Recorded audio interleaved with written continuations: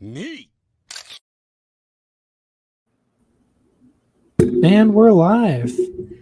All right, thanks for joining us today, folks. And we have Drayce and Jordan to debate the topic: was there a historical Jesus? Or the motion is there is good evidence for a historical Jesus. Jordan will be taking the affirmative, Drayce the opposition. And yeah, we'll have you guys introduce yourselves. Did you have anything else to add, Cinematic? Just a reminder for those who are new to our channel, we do score our debates. Our methods for scoring are based on content, style, and strategy. We do score them out of 100, and please stay tuned all the way into the finale so you can see who won the debate. And with that, let's do introductions. Well, I'll go first. My name's Jordan. I'm a nuclear engineer, and I run a podcast called Reason to Doubt with a friend of mine, Jared, who's a former theologian. We're both atheists. So I'll be taking the position of historicism today, and I'm really looking forward to it. I'm Drayce. I'm going to be arguing for an agnostic position about the historicity of Jesus, arguing that there's a mythicist model that can explain the evidence equally well, and so it's underdetermined, and so we should be agnostic. Okay. And we're going to start us off with 15-minute openings. And Jordan, let me know if you need to share your screen or anything. And nope, I wasn't. Go whenever you want. Wasn't put together enough to put together a presentation. She'll just have to look at me the whole time. Okay. All right. So, like I said, my name is Jordan, and my claim today is that Jesus of Nazareth was a Jewish rabbi who lived about 2,000 years ago. He preached an apocalyptic message, and that led to him running afoul of the local Roman authorities, specifically Pontius Pilate, and as a result was put to death by crucifixion. I think there's good evidence for all of that. And I believe that because it's the simplest explanation we have for the historical record. To support this claim, I'm going to start by talking about the historical context, because it's vital to understand the context of history before we try to assess how likely something is to be true. Then I'm going to talk about some of the specific evidence I think supports Jesus's existence. And then finally, I'm going to wrap up with a little bit of a soapbox on evidence. So before I dive in, a disclaimer, I am not a historian. I'm just a guy on the internet who has read some books. So you shouldn't trust anything I have to say. You should check my work, ensure that what I'm saying accurately reflects the scholarship, and just make sure I'm being honest. So with that said, let's talk about the world in which Jesus lived, allegedly. The ancient Jews lived under foreign oppression for most of their history, with their most recent conquerors, and a long string of conquerors, being the Romans. They took over in 63 BCE through both client kings such as Herod the Great, and ruling directly through Roman officials like Pontius Pilate. In many ways, the Jews were treated better than other conquered peoples of Rome. For example, they were exempt from things like compulsory military service, but they did have to pay taxes. And while the Romans were content to let local traditions continue in many cases, they were absolutely merciless when it came to anything perceived as a challenge to Roman authority. Those who defied Roman rule would find themselves crucified. The Romans didn't invent that punishment, but they practiced it widely throughout the empire. So in response to this history of oppression, there was a widespread anticipation of the end of the world among Jews, then apocalyptic movement. And apocalyptic Jews, which included people like the Pharisees and the Essenes, they believed that the world that we live in is dominated by evil forces. Those in power now were in power because they'd aligned themselves with such evil forces, but there was going to be a reversal of fortunes when God returned to establish his kingdom on earth. So the strong would become weak, and, vice versa. And all of this, importantly, was going to happen soon. How soon? Well, in the words of one Jewish apocalyptic prophet, truly I say to you, some of you standing here shall not taste death before you see the Son of Man coming in his kingdom. Now, unsurprisingly, the Romans took a dim view of this movement, given that the ones presently in power were the Romans. So, the Jewish historian Josephus, writing in the 1st century, records the fate of several such apocalyptic prophets, and all of them met a grisly end at the end of Roman swords or being nailed to crosses or whatever. So there's a lot more that can be said about the context, but that extremely brief history should make it clear that the historical view of Jesus, the claim being made, is kind of mundane. It fits perfectly well with the context of the time. Apocalyptic rabbis were relatively common. It's hard to say exactly how widespread the view was, but it certainly wasn't unknown. And their preaching of this message leading to them running afoul of the Romans was a common fate. And so I'm not defending any kind of miraculous view of Jesus. The Jesus that I'm defending is just one that would fit in perfectly well with first century history. But even if Jewish rabbis who did this existed, that's not what we're talking about. We're talking about one specific Jewish rabbi. So what evidence do we have that this one guy existed? So for starters, I think there's good reason to believe that Jesus had a brother who was known to people in the first century, that brother being James. This is recorded for us by the Apostle Paul in his letters to the Galatians and the Corinthians, as well as by the previously mentioned historian Josephus.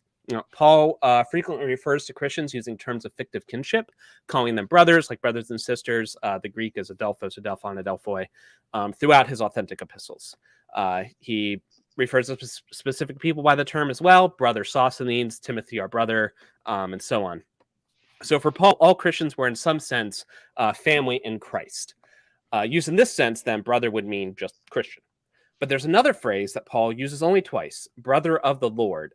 In the Greek, and I'm going to butcher this, but it's adelphon, like tu kaipoi. I don't know how to pronounce it. It's K-U-R-O. Google it, you'll find it. I don't read ancient Greek. I'm not a historian, in case I didn't mention. So anyway, the first time it was used is in Galatians. So Paul's writing about the time shortly after he converted to Christianity, and he wanted to establish that his message didn't come from men. In verse 18, he says, "Then after 3 years, I did go up to Jerusalem to visit Cephas and stayed with him 15 days, but I did not see any other apostle except James, the brother of the Lord." Now, this is significant because here it appears that brother of the Lord is being used as an appellation. And what that is a way to clarify who you're talking about. People didn't have last names unless you happen to be an aristocrat of some sort. And so if you were going to distinguish this John or Mary from all of the other Johns and Marys out there, you'd have to give some kind of descriptor as to what they were for. And that appears, at least, to be what he was using here with brother of the Lord.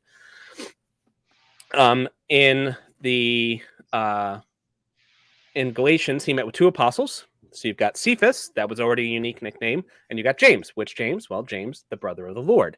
So it doesn't make sense for this to be a term of just fictive kinship, because he's saying this is an apostle. If he said that apostle was a Christian, it doesn't make any sense, right? It doesn't tell you who this James is. But if brother of the Lord instead means a physical blood brother of Jesus, suddenly the verse makes perfect sense. He met a James. Which James? The one who is related to Jesus. He uses that phrase one other time in his letters, this one to the Corinthians. In this one, he's responding to criticism, defending his rights as an apostle, specifically and most importantly, the right to be paid. And he writes, "This is my defense to those who would examine me. Do we not have the right to our food and our drink? Do we not have the right to be accompanied by a believing wife, as do the other apostles and the brothers of the Lord and Cephas? Or is it only Barnabas and I who have no right to refrain from working for a living?" So Paul is there listing people who have special privileges. Those people are the apostles, Cephas, and the brothers of the Lord, using the same Greek as before. Now, once again, if that simply meant Christians, the phrase makes no sense. Do we not have these rights, as do the apostles and the Christians and Cephas? I mean, if it's just something that every Christian has, why even mention it, right? Why are we even arguing about it? But if Paul is talking about specific privileges, then it makes sense if he's talking about brothers of the Lord in the actual familial sense, because then it's the apostles, Cephas, who's a very special person, and the blood brothers of Jesus. But, maybe Paul just wrote in a weird way these two times. Maybe he uses this phrase only two times, but he did mean it in the same kind of fictive kinship way. That's certainly not impossible.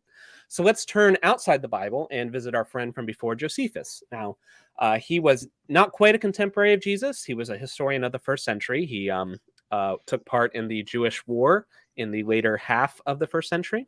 And he's writing mainly for a Roman audience. And in his work, Antiquities of the Jews, he's writing about succession of high priests. In book 20 of Antiquities, he's writing specifically about a high priest named Ananus ben Ananus. So he's had the same name as his dad. So the relevant part of it is when, therefore, Ananus, who was just made high priest, was of this disposition, he thought he had now a proper opportunity to exercise his authority. Festus was now dead, and Albinus, who was the Roman governor, was but upon the road. So he assembled a Sanhedrin of judges and brought before them the brother of Jesus, who was called Christ, whose name was James, and some others. And when he had formed accusations against them as breakers of the law, he delivered them to be stoned. So turns out people in the area did not like the fact that Ananus had gone outside of the normal rule of law to kill this James. So the Roman governor got involved, and this guy was stripped of his power, and the person who was put in place after him was called Jesus ben Damnius. So here we have an external source, completely unconnected to Paul, and this other external source also knows of James, who is the brother of Jesus. Which Jesus? The one who was called Christ. So that's two independent references to James, who's the brother of Jesus, one from someone who actually met James, and another from a non-Christian historian who would have been well informed about the goings-on about the time. And he was evidently aware of James and his relation to this Jesus. This is extremely significant because if this piece of evidence can stand, if this piece of evidence is deemed to be good, it alone kills mythicism. If Jesus had a physical brother, he existed. Full stop. Now, but where there are mythicist responses to these, and we can get into those during the discussion, I'm going to plow right on to another work outside the Bible. This one was written by Tacitus. So Publius Cornelius Tacitus wrote in the late first, very early second centuries CE. Modern scholars hold him in extremely high regard as an ancient historian. He was good at citing his sources.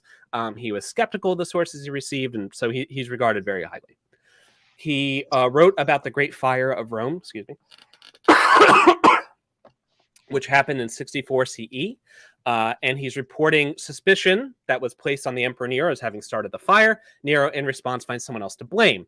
The people he blames are the Christians, but called the Christians by the populace. Christus, from whom the name had origins, suffered the extreme penalty during the reign of Tiberius at the hands of one of our procurators, Pontius Pilatus. And he goes on. So Tacitus here showing knowledge of the origins of the Christian movement, specifically that they originated from an individual named Christ, and that this person was executed by Pontius Pilate. So here we have a Roman historian, with no sympathies towards the Christian faith. In fact, he was very disparaging towards Christians, but he nevertheless reports Jesus as a real person and confirms details that we find written elsewhere. Lastly, let's go back to the Gospels real quick. So most of the information we get about Jesus does come from the Gospels. There are problematic sources, to be sure, but historians go to great lengths to try to figure out what in them we might be able to take as history. One of the things that the Gospels go to great lengths to establish is that Jesus was born in Bethlehem, even though everyone knew he was from Nazareth. So he's called Jesus of Nazareth. Everyone refers to him as if he came from Nazareth, and yet there's a prophecy where he should be born in Bethlehem. And so Matthew and Luke construct elaborate narratives to get him to be born in Bethlehem. Those narratives are hopelessly contradictory, and they don't make any sense, even internally, but the point is that they're going well out of their way to get this person to be born in a town that people didn't think he was born in. If you just were making up the story, why have him be born in Bethlehem? It appears so Matthew claims that this is due to a prophecy that he would be born in Nazareth, but so far as I'm aware, there's no record of that prophecy anywhere else. Matthew's the only one who ever references it, so I think that's a little bit suspect. There's other stuff we could go into, but those are probably the biggest pieces, and I want to leave time for Drayce. So let me just pull out my soapbox real quick here at the end and say that I am an atheist and I'm a skeptic. My position on historicity puts me in stark contrast with many of my compatriots. This has led to some serious criticism of me, and that's fine. But if you read the works of historians, of experts in the field, mythicism is almost completely absent. With only a couple prominent exceptions, professional historians, whether they're Christian or Jewish or atheist or agnostic or whatever, they're unified in their rejection of Jesus' mythicism. I think such an overwhelming scholarly consensus should give us pause as skeptics, because experts are usually right about the topic that they specialize in. This is why when you're sick, you go to a doctor, not a plumber. This is a principle that the skeptical community happily embraces when they're talking about young earth creationism or anti-vaxxers or anything else, and yet many of them jettison it when it comes to Jesus, and I think this is a mistake. If you as a skeptic find yourself accepting a position rejected by virtually every relevant expert, it's possible you're right, because even the overwhelming majority of experts can be wrong, for sure. But they're probably not, right? So we as skeptics should demand a great deal of excellent evidence if we're going to be persuaded against the scholarly consensus, and I just don't think we have that in this case. And with that, I'll cede the rest of my time, whatever that is.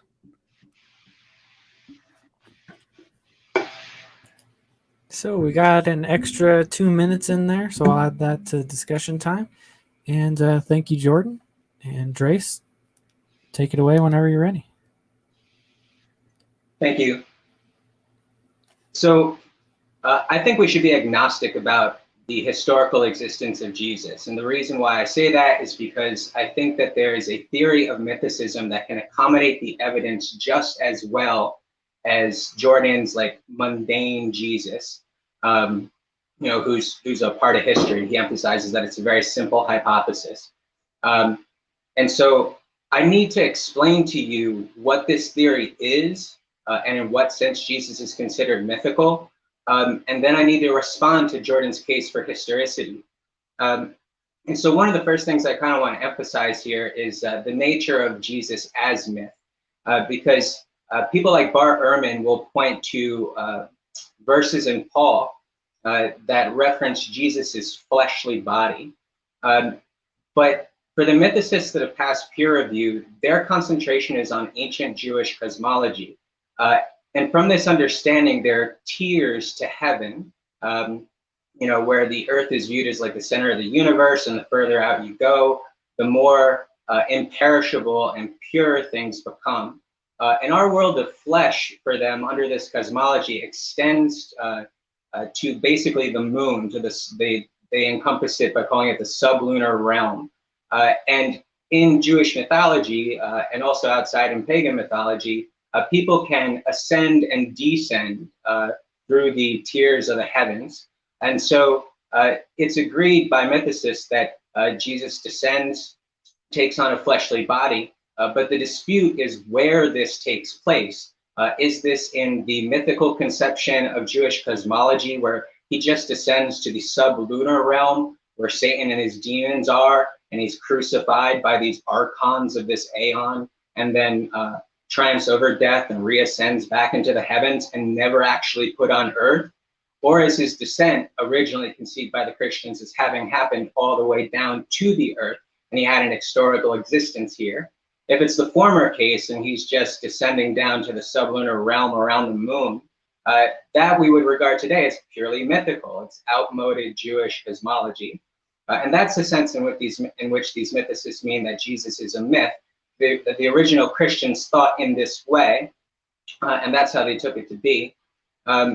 So in order to evaluate this claim, I don't think that you can really point to a historian as far out as Tacitus to differentiate between these two models. And the reason why is because even on the mythicist model, Mark by the year 70 is the term that uses euhemerizing Jesus from the mythicist point of view. He's placing Jesus in history about that time. And so when you have Tacitus writing some 40 years later, and with every indication that him and his good friend Pliny, where he gets a lot of his information from, where Pliny interrogates these Christians, and that's the most likely source for Tacitus's information. He never actually lists his source about where this is coming from, but that's the most likely. And so it's no surprise there that we would get 40 years after the euhemerization allegedly takes place, somebody quoting Christians to the effect that Jesus was a man on earth.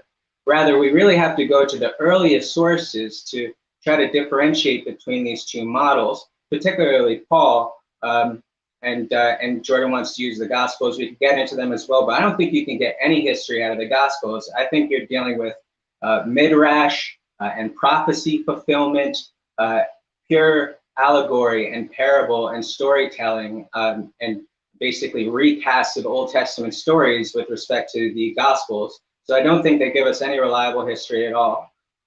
But you can try to differentiate between these two theories by, for example, giving Jesus some kind of earthly setting with the evidence. And one way is the way that Jordan tries to go, where he establishes that Jesus had a biological brother, James, on earth. You can't very well have a biological brother if you've never been here. So that would be one way to try to differentiate. And he uses Paul and Josephus to that end. And so I really want to focus on that.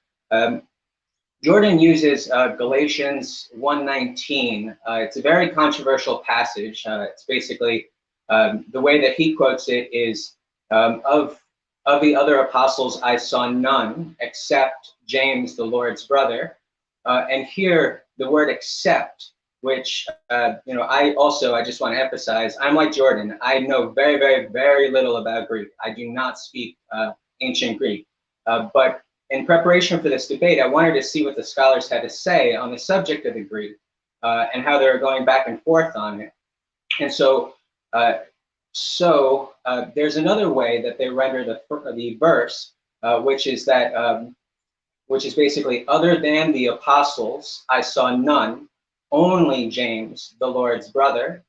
And the difference there is that, Jordan was really emphasizing before how important it is that James is considered the apostle. And because of that, the mythicist interpretation makes no sense because he's being contrasted. James, the Lord's brother, is being contrasted with an apostle. But if he too is an apostle, this doesn't identify him. It tells nothing new. And so his interpretation requires that we understand that James in this passage is belonging to the group of the apostles. But the alternative interpretation doesn't go that route. Instead, it makes clear that it's excluding James from being considered an apostle. And so you have to get into this debate, which is highly contentious in the literature, over whether or not Paul means this in an inclusive sense or an exclusive sense. And so Jordan has talked about before in his appearance on Godless Engineer, the work that Carrier cites from Trudinger, 1975, in which he talks about the Greek term heteron. And so this would be what they call a genitive of comparison, where he's comparing people other than the apostles, like making very explicit that he's not including James. But Jordan responds to that with an article published 2 years later by George Howard. And with this, Howard basically says he grants that Trudinger has pointed to a legitimate way that you could interpret the Greek, but he notes that this is only ever done when the things that are being compared are part of the same class, which means that if we're referring to the reference class of apostles, they both would have to be interpreted as apostles. But I think that Jordan, the way that he opened his description of Galatians 1:19, makes explicitly clear what the actual reference class is. It's not apostles, it's any human hand. That's Paul's whole point throughout this entire chapter, is to establish that no human source is responsible for his gospel. And that's why he gives this whole account of, after having received the revelation, he doesn't see anybody. He goes away to Arabia for 3 years. He comes back later, eventually sees Cephas, or Cephas. But there, it's been so long, since he's received this, that Cephas isn't influencing his thought. And then he mentions that he also saw another person, James, brother of the Lord. And so what is the purpose of that appellative there, understanding the verse from this perspective? The point of that is to distinguish rank, where a brother of the Lord is just considered a base initiate, whereas the apostle, Cephas, is a leader. Because Cephas is a leader, he can teach about this. He can influence Paul in terms of the formation of Paul's own doctrine. And so he needs to emphasize the length of time that he spent away from Cephas in order to secure that he's independent. But James, too, doesn't even count, is basically what Paul's saying, because he's not a teacher. He's just a base initiate. He's still learning. He's not a person who can affect Paul's development in terms of his thinking about the faith. So that's how it's understood there. And the same reference class is any human hand, any human source. And so I think that Howard's objection fails. But there's also a lot that goes on in the literature post that debate, after that debate. And I wanted to take a look at some of that literature too, because in 1979, 2 years after Howard, you have this publication by Hans Betz, a full book commentary on the Letter to the Galatians. And he focuses on, and I'm sorry, I should mention, an important feature of the Howard article that Jordan uses. Howard actually concedes in that paper that he hasn't solved the question of whether or not James is considered an apostle, because besides heteron, there's also the phrase in there, I, me, and he thinks that the whole point about whether or not James is being included or excluded turns on that phrase. And so, so even if Howard's criticism of Trudinger were right, Jordan's case wouldn't fully go through. But let's examine the I, me thing. Is it used only in the sense of except, like Jordan requires from his interpretation, where James is being included, or can it mean other things like but only, excluding the referenced thing from the group? And so Bet's comments on this, and let me see if I can pull it up. I have it written down. Let's see. So he says, obviously, Paul counts Cephas among the apostles who are also at Jerusalem and whom he could have seen if he had chosen to do so. Who these other apostles were and why Paul did not visit them, we do not know. G. Klein has shown convincingly that there is no reason to identify these apostles with the group called the 12, but Paul is forced to admit that he has seen also James, Jesus' brother. The question has been extensively debated whether or not Paul considers James to be one of the apostles. The answer depends on the question whether me should be rendered inclusively, apart from, or exclusively, as in but. In the first instance, James would be regarded as one of the apostles, while in the latter case, he would fall into another category. He says, philologically, both are possibilities. And he even goes so far as to conclude, quote, apparently, James was not regarded as an apostle, nor as one of the 12. Again, this is occurring post-Howard. Following that, there's James Boyer in 1983, who writes this article, Other Conditional Elements in New Testament Greek, in which he readily concedes that you can interpret the I, me to mean but only in an exclusive manner. And he gives 3 examples in the New Testament where this is plausibly interpreted this way. Remarkably, he gives 3 examples, and every single example that he gives comes from the authentic letters of Paul. He gives Romans 14:14, 1 Corinthians 7:17, and Galatians 1:6-7, and notes in a footnote that our verse here, Galatians 1:19, is also a verse in which the meaning of I, me is of considerable importance. And so I just think that when you point out that the use of I, me there to not mean an inclusive sense, but an exclusive one, and that he comes up with 3 examples, and those that he comes with are from Paul, I think is an important clue here. But regardless, like, this whole issue is just so contentious that, and as Bet says, philologically, both are possibilities, that to use this as evidence for the historical Jesus, I don't think is going to cut it. Jordan relies on the vast majority of people who constitute a consensus all the time. On this question, though, there's no consensus. It's been an ongoing debate for a very long time. So for him to use it as evidence is highly questionable. And instead, since both are possibilities, I think the evidence is underdetermined, and we should be agnostics about it if this is the evidence that we have. I want to turn to a couple of more bird's eye view situations. Robert Price, in his book Jesus is Dead, he talks about basically the model of like how much mythical content should be ascribed to a character over time. And he starts off, like, given mythicism, it starts off really high because, of course, it's purely a myth. But then with the euhemerization process of the character being placed into history and made put into the flesh, it goes down. Now the proportion of mythical material to purported historical material has made the line on our graph decrease. But then, with respect to that purported historical material, further legendary development takes place on that, and then the line goes back up again.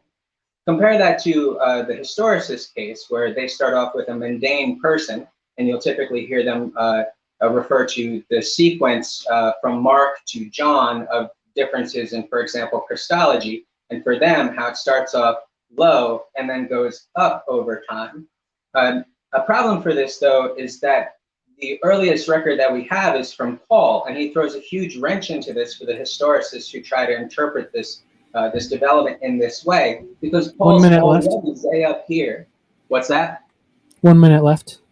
Yeah, so I need to cover Josephus and rebuttal period. I have a lot to say on that. But so we're saying that all of this mythical content was ascribed to this person in such a short period of time, with respect to like his own single generation experienced like the mythical development to the point where he's literal son of God, a pre-existent divine being who comes down to the world, dies, transcends from death, resurrects again, the whole deal. I mean, that's incredibly strong mythical development, and happening during his own lifetime, if we're to believe it. And yet at the same time, the historicist is saying that this level of mythical development happened within a lifetime to a virtual nobody. And I'm not saying that that's impossible, but I'm definitely saying that that's kind of weird. There are other examples in history, for example, Haile Selassie, where something similar can happen, but I don't think it's as simple as Jordan describes, especially granting his own premises. And there was some more, but I guess I'll save it for rebuttal. I do acknowledge that I need to address Jordan's point about Josephus in particular, and his reference to James. So I concede the remainder of my time. All right, and just in time. Only 20 seconds over, so we will not penalize you. Or only Thank 19 you. seconds. Yeah, okay. And now we're going into the rebuttal session. And we're doing 10 minutes, right? And Jordan, go ahead whenever you're ready. All right. Well, thanks for that. I acknowledge that Drayce didn't get through everything he was hoping to get through. I don't think we saw a cohesive model, but maybe more that'll be developed in his rebuttal. The model that he uses of basically a celestial Jesus in Jewish cosmology that comes down is one that's common. I think Carrier uses the same model, but I don't think that works for a couple reasons. First of all, it requires basically the highest of all Christologies from the get-go. Like, that has to be the start, right? Jesus has to be this pre-existing divine being who starts in the highest of heavens, comes down, but not all the way, and then, does his crucifixion and whatnot in one of the higher planes. But we don't see a high Christology uniformly from the get-go. It is true that it isn't as simple as it may have once been thought, where it went from low to high, because Paul has a very high Christology. And for those who may not be aware, when I'm talking about low versus high Christology, it's basically like, how divine was Jesus? At what point did he become divine? Early Christians, some of them had more of an adoptionist Christology, where Jesus wasn't necessarily always divine, but he became divine at some point. You can see evidence of this in some of the writings of the Gospels, which, no matter what else they are records of what Christians believed. And so they say things like, "You are my son, today I have begotten you."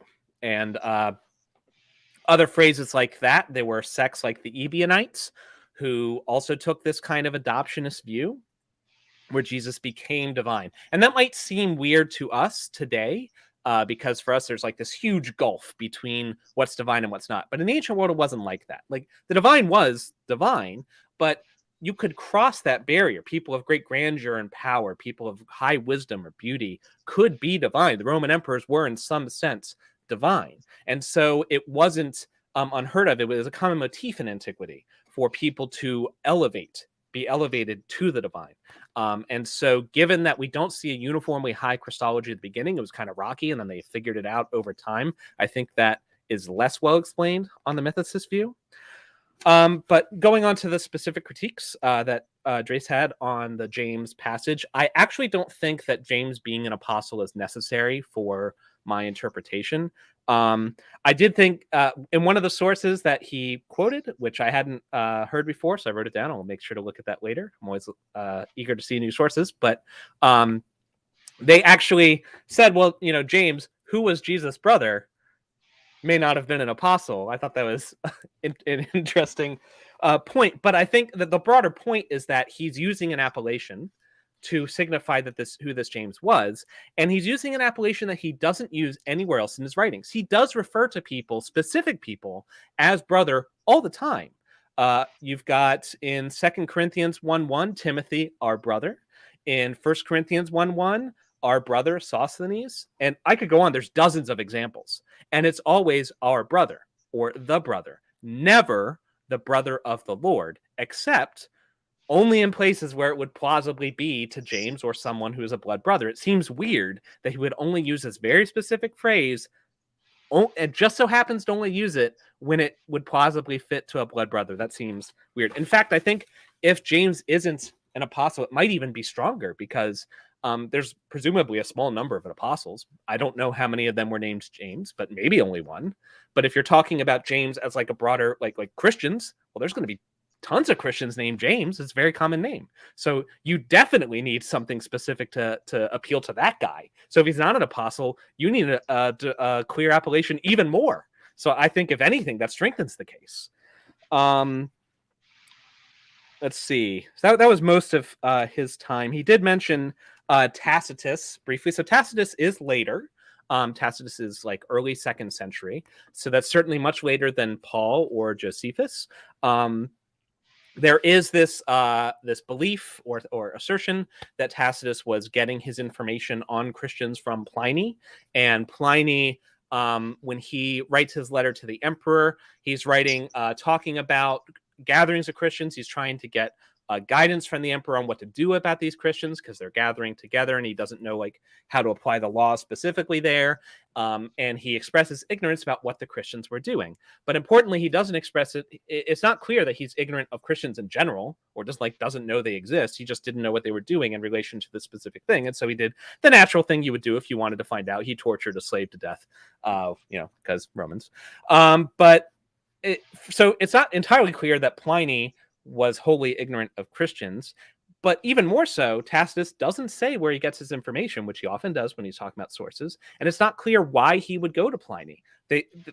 It's not disputed necessarily that they like knew each other, but they were both governors in Eastern Roman provinces, and there were presumably just as many Christians in Tacitus's province as Pliny's province. Why is he going to Pliny to get his information? Like, why do we have to assume that this eminent Roman historian is incapable of getting his own sources? Right. There's more. There's other objections that have been raised about Tacitus and like where he's getting his sources.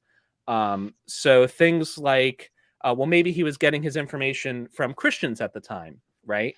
But Tacitus commonly, when he's suspect of a source, he will say so.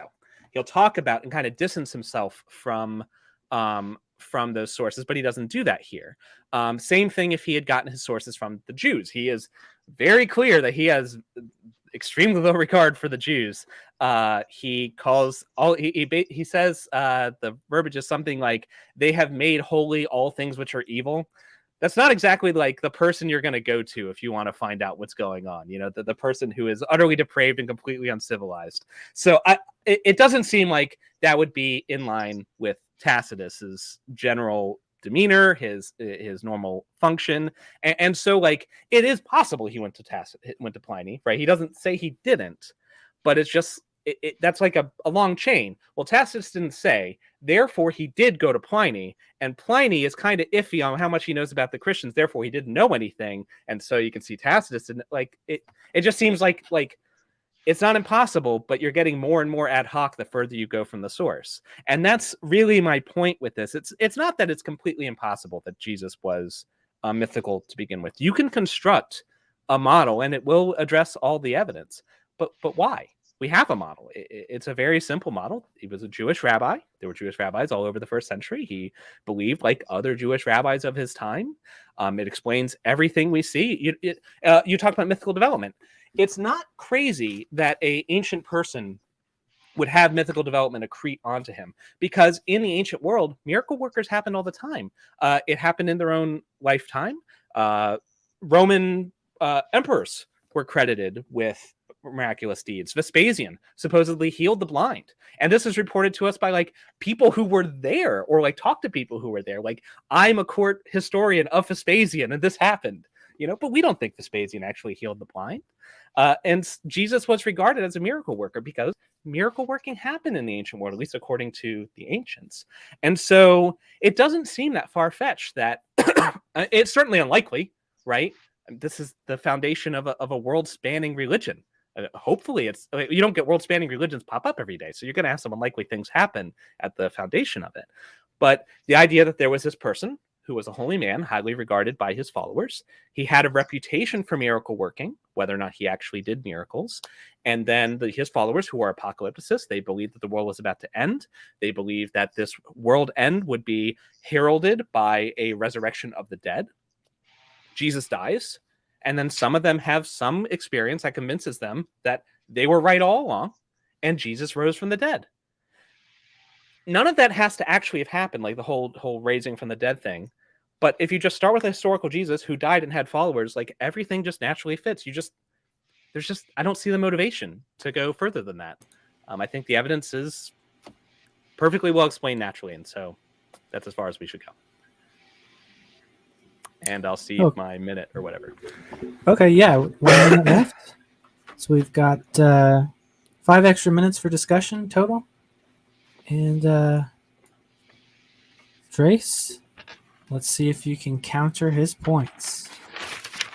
Okay, one of the first points Jordan made was that he doesn't think that the high Christology is uniform, and for some reason he thinks that mythicism requires that it ought to be. But I already went into Bob Price's model of what's expected there, that you start off high and then you go low through the euhemerization process because you're making, you're coming up with more purported historical material, you're putting him in a fleshly, earthly environment, everything like that. And so it necessarily goes down, as we see with Mark. But then the legendary accrual from Mark on to John is the legendary embellishment upon that euhemerized material. So actually the mythicist model, tracks our actual sources and their levels of Christology and mythical content extremely well, as opposed to the historicist model, which has us believing that a virtual nobody had all of this mythical content, already ascribed to him within the very first generation. Which is true regardless of uniformity within his generation.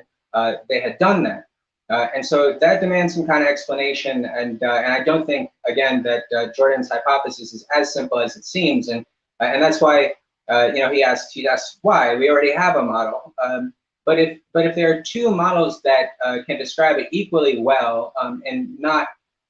And when I say equally well, I mean that they both stand up equally well. It's not like, one has to appeal to more ad hoc assumptions and things like that. No, like as far as the evidence goes, we legitimately cannot determine between them. And when you're in that circumstance, if you're interested in what the truth actually is, the responsible thing is simply to forego your judgment.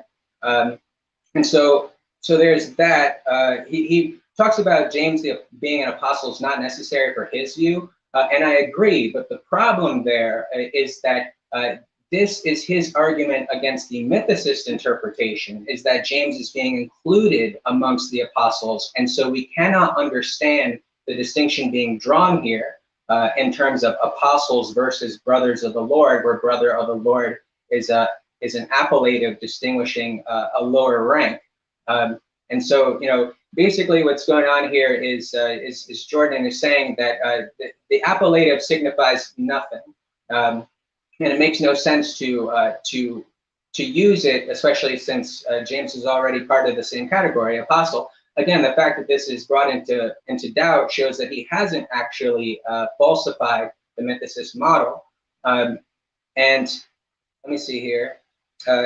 He talks about who Tacitus's sources were, whether or not it's Pliny or whether or not it's other Christians. But regardless, if it's coming through a Christian chain at all, then that's a problem because you're not appealing to any kind of independent attestation. It's all coming from post-Mark Christians, where the euhemerization in their tradition has already taken place on the mythicist model. So it's no surprise that you eventually get later historians relying on such Christians and incorporating the historical narrative into their own accounts. And that's why I was trying to insist before that we really have to look to our earliest sources.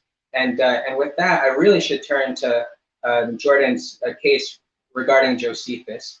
And the first thing, first, he was called Christ. Part of the testimonium is a part of every single extant manuscript that we have that goes back to the 11th century. Of Josephus declaring that Jesus is the Messiah.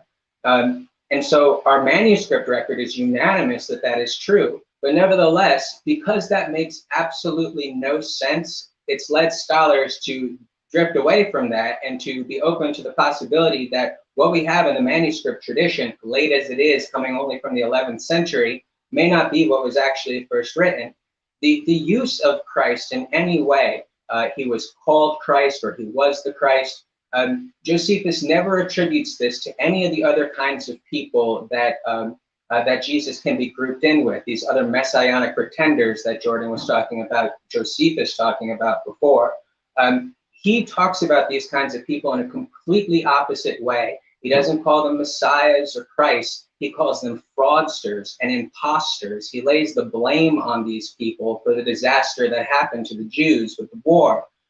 He doesn't like them. And so to have this testimonium Flavianum, for example, this fawning reference, no matter how you put it, and I think that I should say that certain scholars have tried to read negative connotations into the testimonium, and I think that that's a really bad road to go down. This is clearly a fawning reference, no matter which parts of it you count as authentic. And so there are certain problems that I have with that, where if there were to be an authentic Josephine reference to Jesus, it would have been negative, but the testimonium is not negative, it's positive, and uses terms that he would never allow for the other messianic pretenders at the time. He's already declared in his other areas of his writings Vespasian to be the Messiah. And so this doesn't fit what we know of Josephus as a person and what his political views are.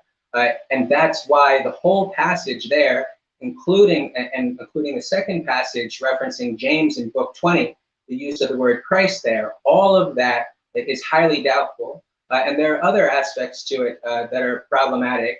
The frequent argument that people give about how he doesn't explain this foreign notion of Christ. And Jordan responds to that, basically he responds to that in an earlier podcast that he had that I was listening to, that there were Christians in Rome, so maybe the Romans knew who Christians were and he didn't have to explain. And he gives a couple other examples of where Josephus references some concept and doesn't explain it. But the examples that he gives there have nothing to do with Jewish custom and culture, and that's the real thrust of this argument, is that with the book, with the Antiquities, Josephus is sharing Jewish history and custom with the world, and so foreign and uniquely Jewish concepts are explained. In neither the Testimonium nor in the James passage is this idea described, an idea that would have been foreign to his Gentile audience, and the notion that the Romans would have known enough about the Christians at the time, I think is highly doubtful, just based on like Rodney Stark's analysis of like the growth of Christianity over time, the fact that Pliny says in his letter that he knows virtually nothing about them, the fact that later in Tacitus still feels the need to explain who these Christians were, and doesn't think that he can simply just gloss over that explanation in his narrative. So I don't think that that's a convincing response. There are a lot of other problems with the Testimonium in terms of its like narrative flow, linguistic, the use of its words. Like, for example, how much time do I have left? 2 minutes, 30 seconds. Okay, so I want to go to like Olson, Feldman, and Hopper 2014. These are Josephine scholars, and I want to give some quotations. So Feldman from 2012, in determining whether the language of the Testimonium is consonant with the language used elsewhere by Josephus, we note a problem with the very first word, genetai, translated above as there lived, but grammatically a present tense verb. Literally, there comes into being, there is, there lives, there arises, or there appears on the scene.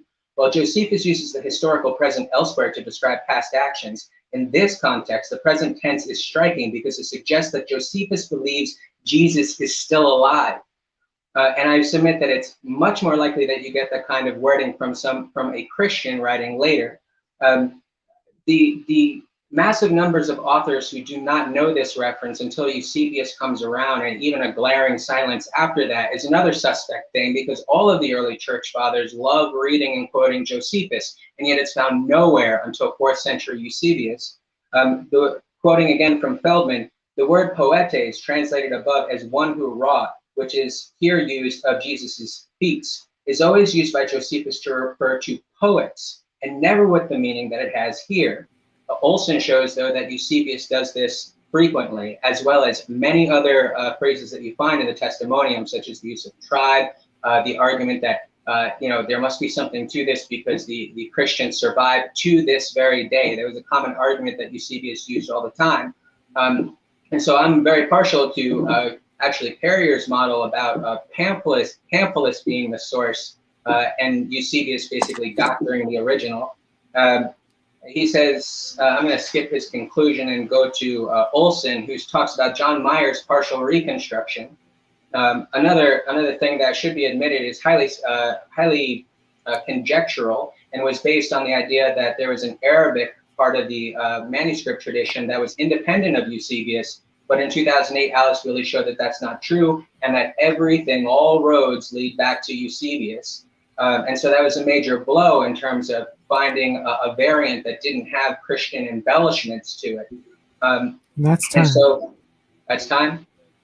Yeah, you can go like a little No, bit longer if you need to. But. That's okay. We could probably, if Jordan will let me, I'll share some of this further stuff as we continue to talk. Sure. I mean, do we just going to launch in the discussion? I don't want to. We can go right in. Yeah, go ahead. All right, cool. So we're talking about Josephus. I didn't bring up the testimonium in part because it is a controversial thing. The weight of scholarship, such as it is that there's some kind of historical core, but as to how much or what it might have been, and it's certainly not. But there's a decent amount of scholars who think it was not historical at all. So I don't think I need the testimonium to show Jesus being existed. I think the reference to James is sufficient. But on that, you mentioned something that is relevant to the James passage, which is that he mentioned Christ but didn't explain what that is, right?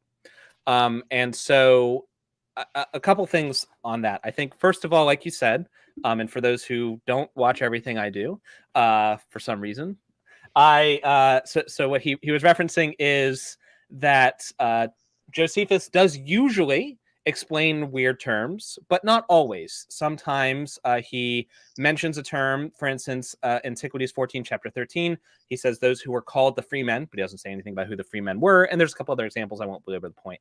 But he doesn't always do it. Now, you counter that kind of by saying, well, this is a Jewish term, and so Josephus would have explained it to his audience because he's talking about Jewish stuff, right? But Josephus doesn't like the Christians, right? He doesn't like all these messiah. You said yourself, he views these Messiah figures very negatively. And so why would he spend time talking about this trait that he evidently doesn't like and doesn't want to talk about, when the only thing he would need is an appellation so that his audience could grab onto it? So, but see, like, I agree with that point so much that I would admit that it wasn't there to begin with. But you're saying that he did use it. And so my question is why, especially since he doesn't grant it to any of the other messianic pretenders. Like the fact that he would not allow this kind of honorary title to be ascribed to such a person based on what he already previously tells us about how he feels about these others who are like compose this group. Because he's writing to Romans, and if he's going to identify who this James is, that's the point of the passage, right? He's not talking about Jesus. They are only in as far as he helps identify who the James is that's being killed, right?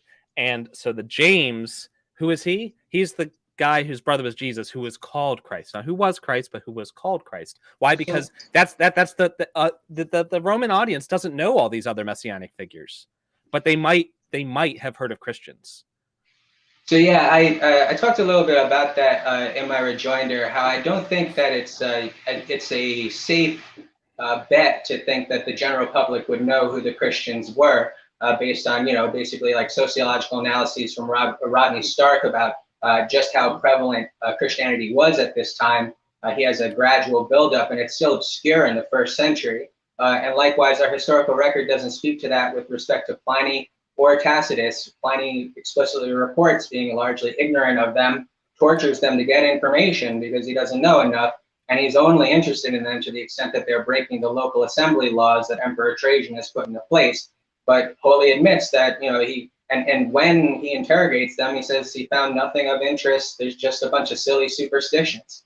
And then Tacitus later also still feels the need to explain who the Christians were to his general Roman audience. And so I don't think that, if the Christians were popular enough at the time for Josephus to suppose that people would be familiar with them, I don't think the historical record would look that way. There was something else to mention, but I'm forgetting what it was. So I'm not saying that Josephus would assume that any Roman reading his books would know who Christians were. You're asking why he doesn't call the other messiahs Christians, but he called like Christ, but he calls this one Christ, because this is the only Messiah who gained the name of Christ by his following that might be known to his Roman audience. Not definitely was, but might be. And if he's trying to nail down who this Jesus is in order to nail down who James is, what else is he going to use? That seems like his really only option. And it's not like the Christians were completely unknown. Tacitus does talk about Christian, and they had to have been well known enough for Nero to use them as a scapegoat in the 60s CE. They were widely reviled by the people in Rome, according to Tacitus, reviled enough that people wouldn't object to Nero throwing them into a fire or throwing them under the bus or chariot or whatever. So, I mean, they had to be known to some extent. And so, like, that I just don't think that the points you brought up are sufficient to then say, okay, well, this had to be an interpolation, because that's the alternative, right?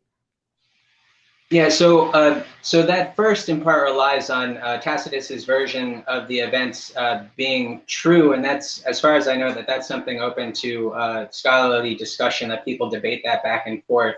I think Canada Moss, who focuses on like the history of Christian martyrdom and stuff like that, has casted shade on Tacitus's portrayal of those events. But even so, like a single marker from Tacitus, and like it leaves open the whole question of whether or not they were actually guilty, because that could gain them some notoriety. But still, over time, with like the number of sources that we have showing them to be obscure, I don't think that that's a safe reference. But regardless, even if they were, I just think that for Josephus to apply this title, this is an honorary title. It's a positive thing.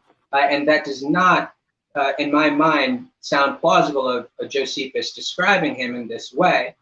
If we were to have an authentic reference to Jesus from Josephus based on what we know about Josephus, it would look a lot more like what we get from Tacitus, this kind of disdain. That's not what happens in this passage. And likewise, if it is the case that Christ using that is a problem with respect to like the idea of Josephus using it for Jesus, this is an argument that applies to the authenticity of both passages. And I wanted to say a word, if I can, just to focus a little bit more on the second passage, because if it's true that it's an interpolation, like I'm suggesting.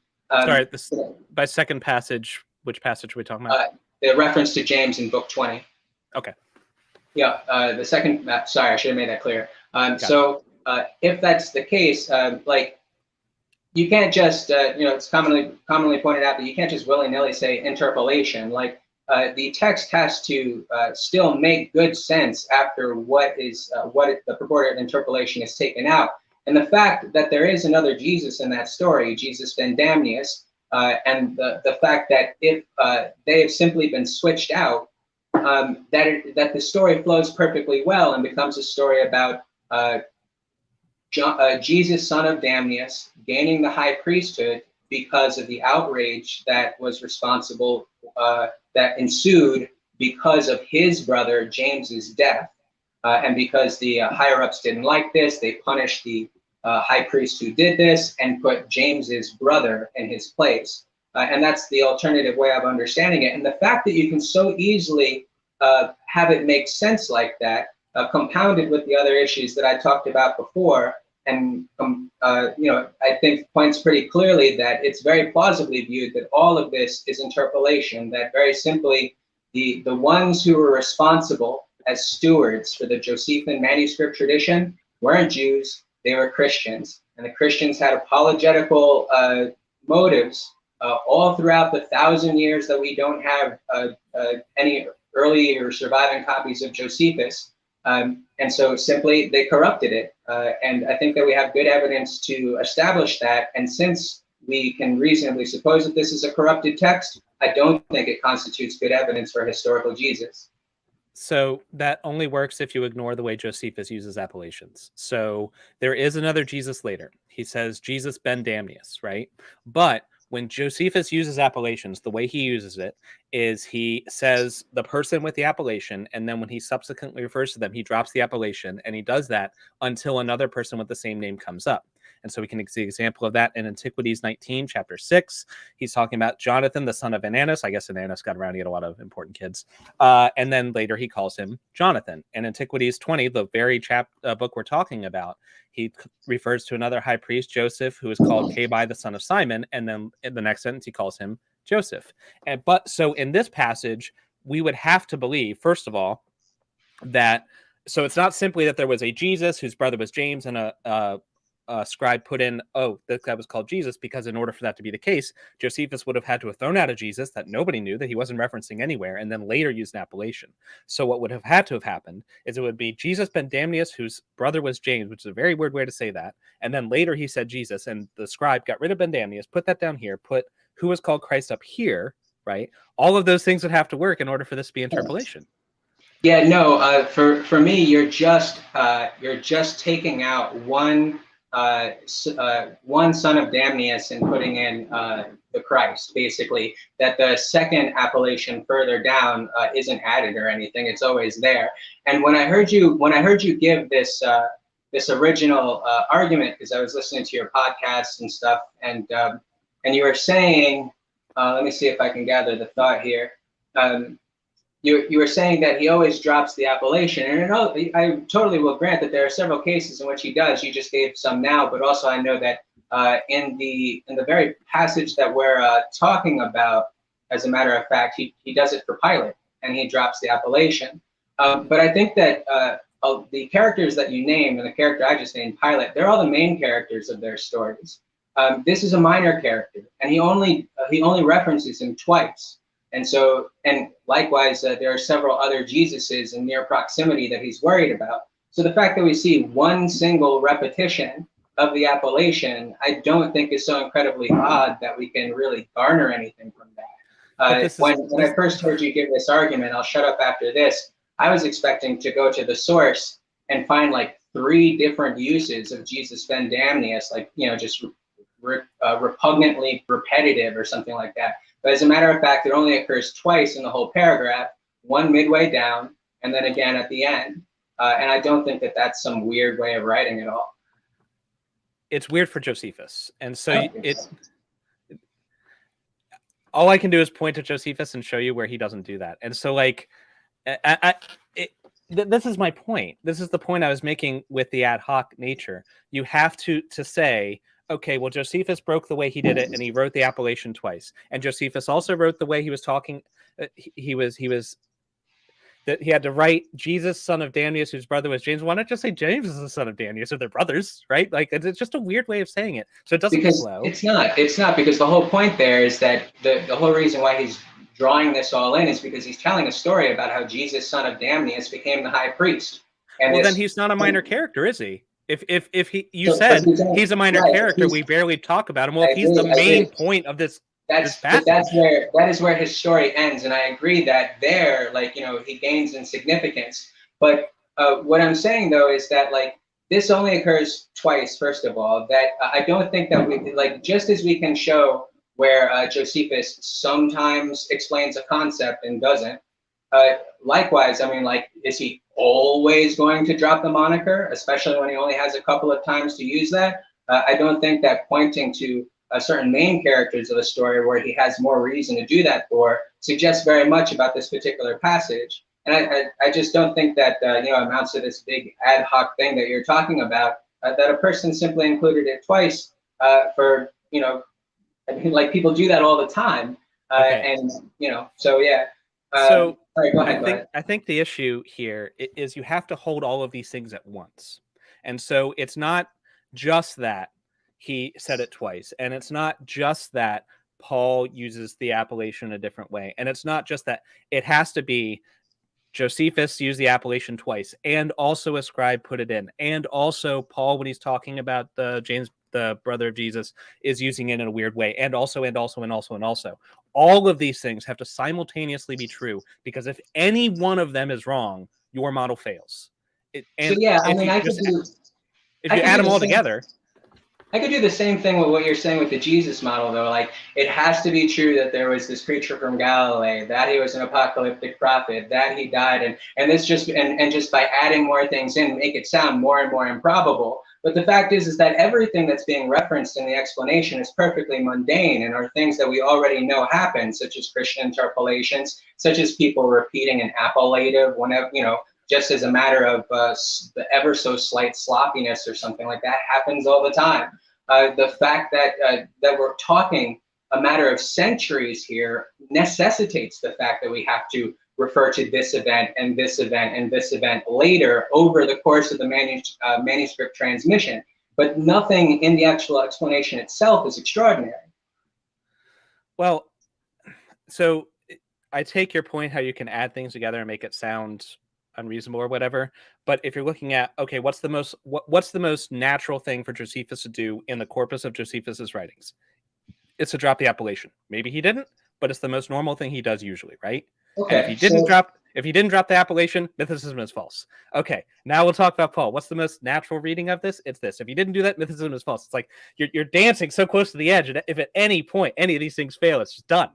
That's why. Yes, but that's the point, though. For me, is that to this point, none of these have failed. Like all of these different explanations that are being put forward by a minimal historicity versus a mythic model, all of these remain outstanding issues. And so to use it as evidence, to use the Galatians passage or the Corinthians passage as evidence for your thesis, when in fact it's highly contentious.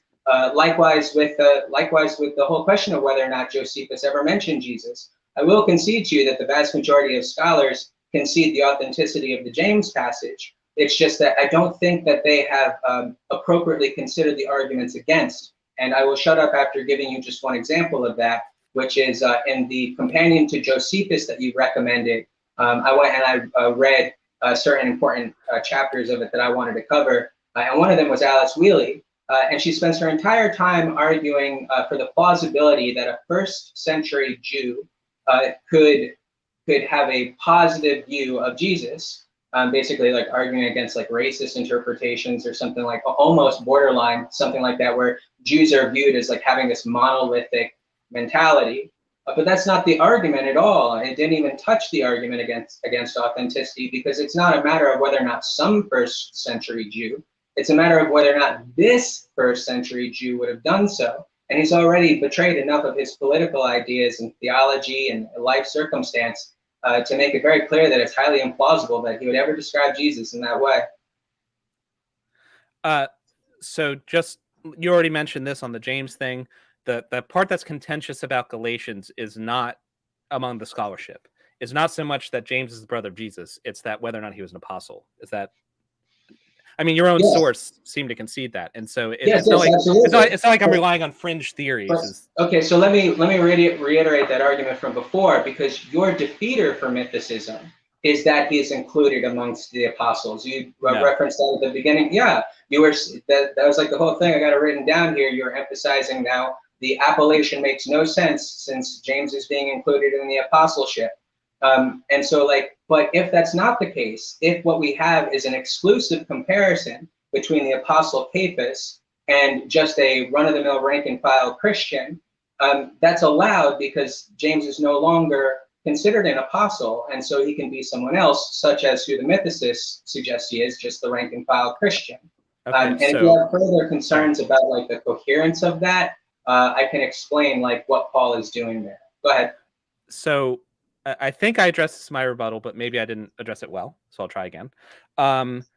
If James isn't an apostle, and this is brother of Christ is just like a rank, and it just means like a low-level novice, initiate, whatever, then what James is he talking about? Which James? He's talking about a rank-and-file Christian named James. Which one?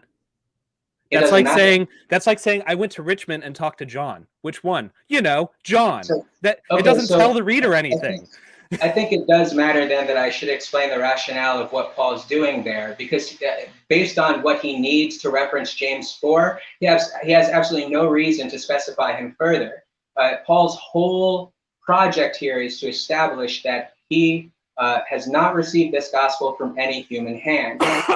So he goes about this account of having been independent of any human for quite some time in terms of like any fellow Christian who could have influenced his formation of this gospel. He goes into Arabia, stays 3 years, And that's what guarantees that he is separate from Cephas. But also what disqualifies the other person that he met, James, from consideration as a threat to his thesis is that James is merely a rank and file Christian. This tells us all that we need to know, because if he's simply a rank and file Christian, he's not a teacher, he's not a leader, he's not somebody who's going to influence Paul's formation of this gospel. He is only James, the brother of the Lord. And so he can have no influence, any bearing on this. And so Paul's thesis is safe based on the people who he met and the independence that he had for years prior to meeting them. That's what he's saying. So what's your justification in saying that brother of the Lord means rank and file? Where is that written down? So the fact that Paul says that all are brothers is one point. The fact that that in both Galatians and Corinthians, that you always stress that there are only 2 times when he references this. But also notice that in both of those 2 times that you reference, he distinguishes them from apostles. And so again, it's the connotation that what he's concerned about here are matters of rank. And also the whole thing about milk versus meat. The fact that that there's this distinction being drawn within the culture and the community of differences in rank, where the initiates are simply fed milk. Again, not teachers, they're learning, they're not an influence, whereas the older adults can consume meat, the tougher, more advanced mysteries. It seems like you're reading a lot into this text because... Well, explicitly says so. Hear me out. You say, yes. Oh, he talks about brothers. But he talks about brothers, but not brothers of the Lord. He only says that twice. It's and so when you... No, it is not. He says Aldelphon, yes, the first word, brother is the same, and then there's 2 more words. Yes, so it's a whole title. It's a whole title. And so you have absolutely no justification to assert that brothers of the Lord, that title as a whole cohesive thing, means novice. You're saying because he talks about other people as brothers, therefore it must mean novice, basically because why? Because reasons? So what you've done, though, is you've taken 2 mere examples and you've acted like you can treat that as some kind of formal title. But I don't think that there's good evidence that suggests that, and 2 examples is not nearly enough to support it. And he never gives any indication. He never gives any indications that he's referring to them as some kind of distinctly named group, brothers of the Lord, or anything like that. But even if he was especially setting them aside for that, then instead of Carrier's model, you have to worry about Price's model, because that's where he comes from, where the brothers of the Lord are itinerant preachers who literally follow the way of Jesus, take up the cross and follow me by giving up their possessions, traveling around just spreading the gospel as poor people. And so he understands it in that way. But I don't think that on the basis of 2 mere examples, you can bloat that into this formal title. Okay, first of all, I'm not calling it a formal title. You're calling it a formal title. You said it was a title.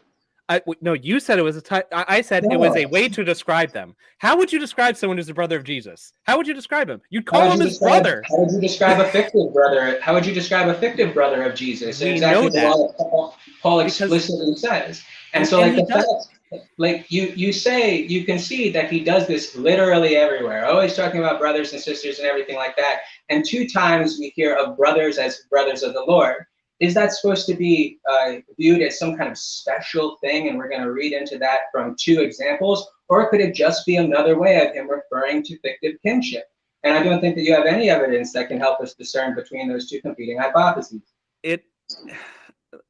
So I feel like you're making my case for me. The very fact that he references brothers all the time. He references brother Thomas, brother Sosthenes, brother, and then brothers of the Lord only twice in talking about them in relation to apostles, and like and Price's whole model, they're itinerant preachers. Based on what? Where's Price getting this? Did he find some abandoned epistle nobody else has ever gotten? Because nobody says this. So, well, I mean, he's pulling it from the Dutch radicals, but as far as it goes, Bob Price agreed with you about this passage, and for a long time, I was saying to you in conversation that I must be missing something because Bob Price agrees with you, and I went to go back to what Bob Price had to say, and he just references Ehrman's argument, and Ehrman's argument's absolutely terrible. He basically says, well, he's making this differentiation But I mean, like, if he's saying that James is just a Christian, isn't Peter also a Christian? So because they're differentiated, they can't be part of the same group. Except when he turns just a few pages later in his book to the Corinthians verse, where Peter is distinguished from the apostles. And then he assures us that there's absolutely no reason, just because they're differentiated, they can't be part of the same group. And so just blatantly contradicts himself. But if you go into a church today, what's that? If you go into a church today, Christians nowadays call each other brother and sister all the time, right? Yep. That doesn't stop anyone from calling someone a physical brother. If you were going to reference, imagine for a moment that Jesus did exist and had brothers, and you had to talk about them. You're talking about this group of people. What would you call them? You'd call them brothers of the Lord. Like it's so straightforward.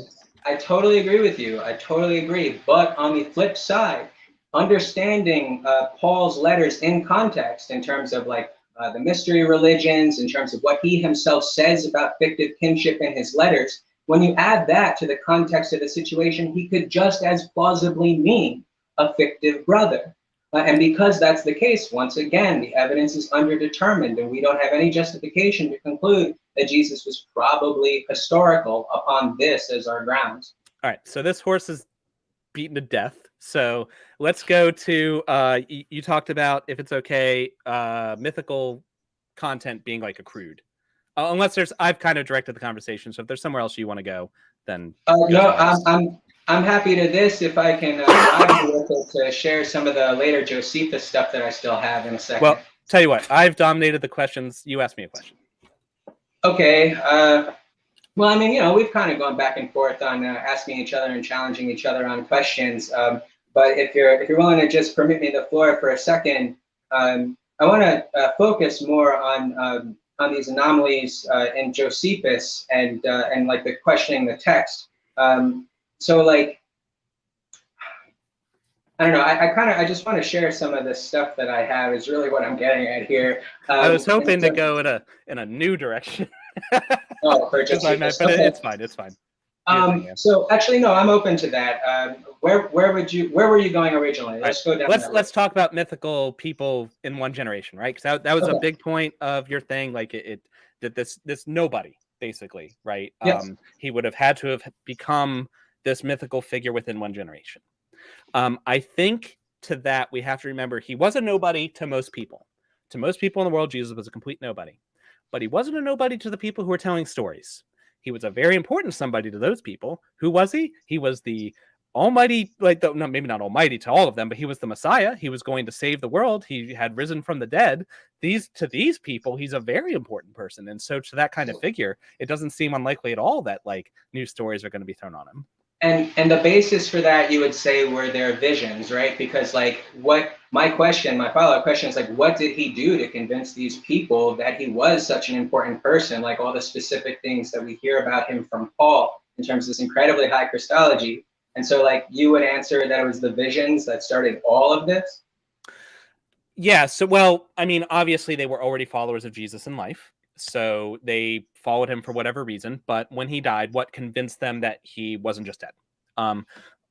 Nobody knows for sure, but I think it's reasonable to suppose it was some kind of visionary experience. This is made reasonable by the fact that we don't need many people to have visionary experiences. 1 or 2 is enough to start the religion from there. Paul, he recounts what sounds like a visionary experience in his own letters and in other places recorded in Acts. And then, like, you know, it could be James or whomever. It's not weird for people to have post-death hallucinations. You're most likely to have a hallucination that somebody that has died has come back if they were a loved one or a religious figure. And wouldn't you know it? Jesus is both. So yeah, it doesn't seem implausible that could have happened to one of Jesus' followers. And given the eschatology they had, it also doesn't seem unreasonable that they would say, well, look, Jesus has appeared to me. We were right. We were right the whole time. Our faith has been restored. You know, doesn't seem crazy to me. Yeah, I don't find that altogether implausible.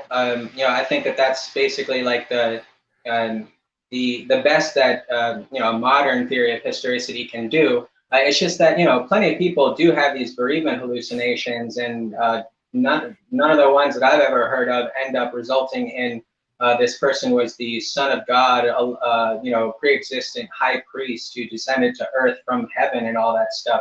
But I grant that it's possible. It would still be rare, though, in our historical record in terms of like the amount of mythical content ascribed to a person within the first generation. I'm pretty sure that upon the basis of what we know in Paul, Jesus is more aggrandized than a lot of other figures that you think that would do a lot better. Like, for example, Alexander the Great. When we're talking about the rank Raglan score that Carrier uses, Alexander only scores something like 10, whereas Jesus scores all the way up like 20. And plenty of those points are already contained in Paul.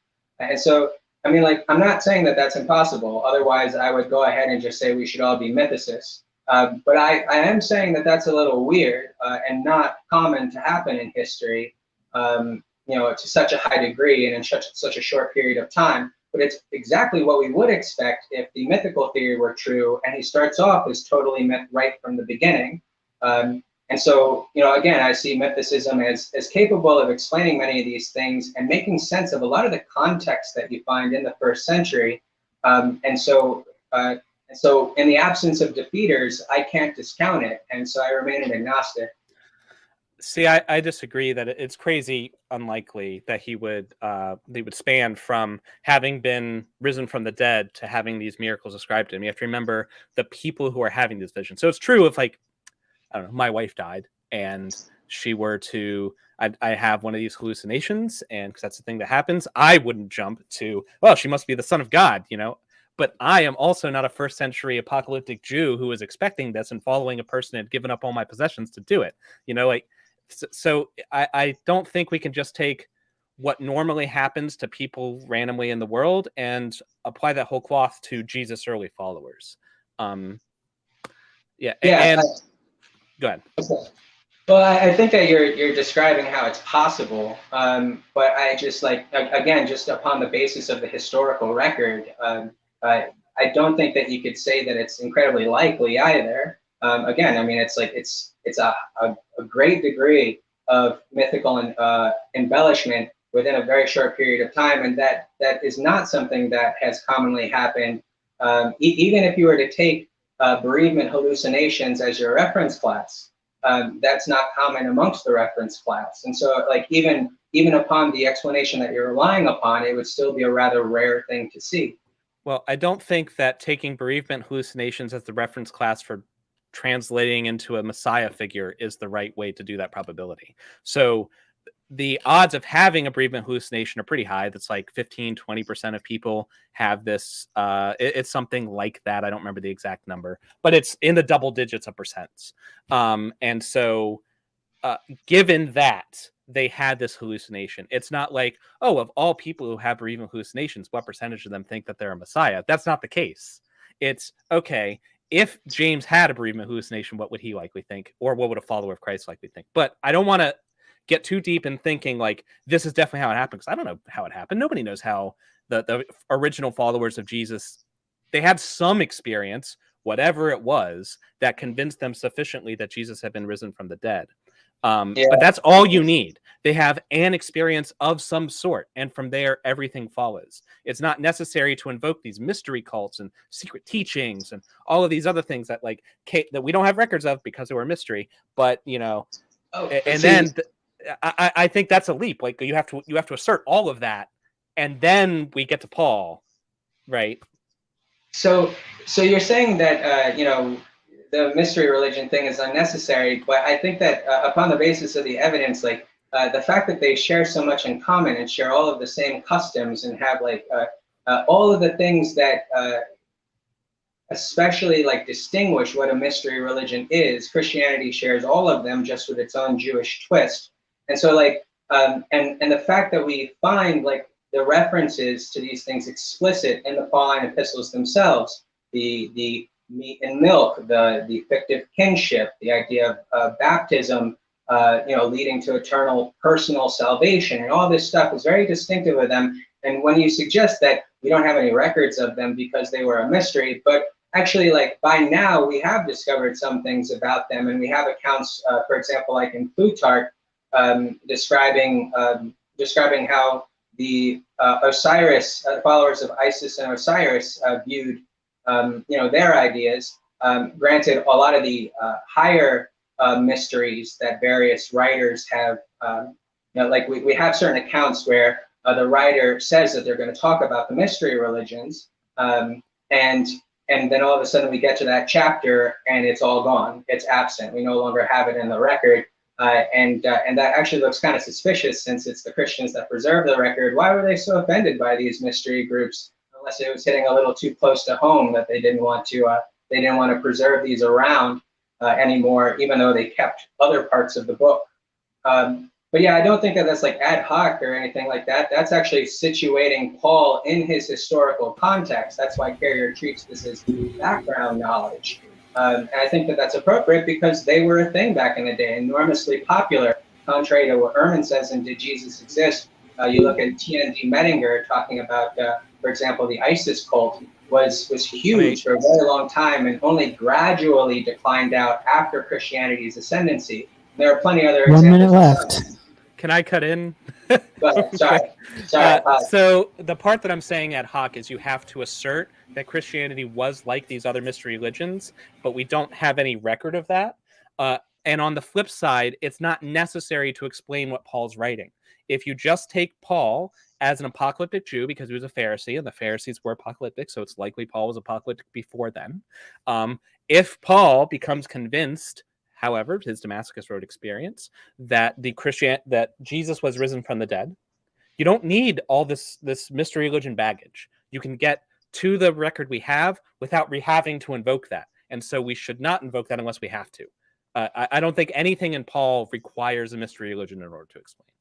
So hopefully I've used 100% of the minute.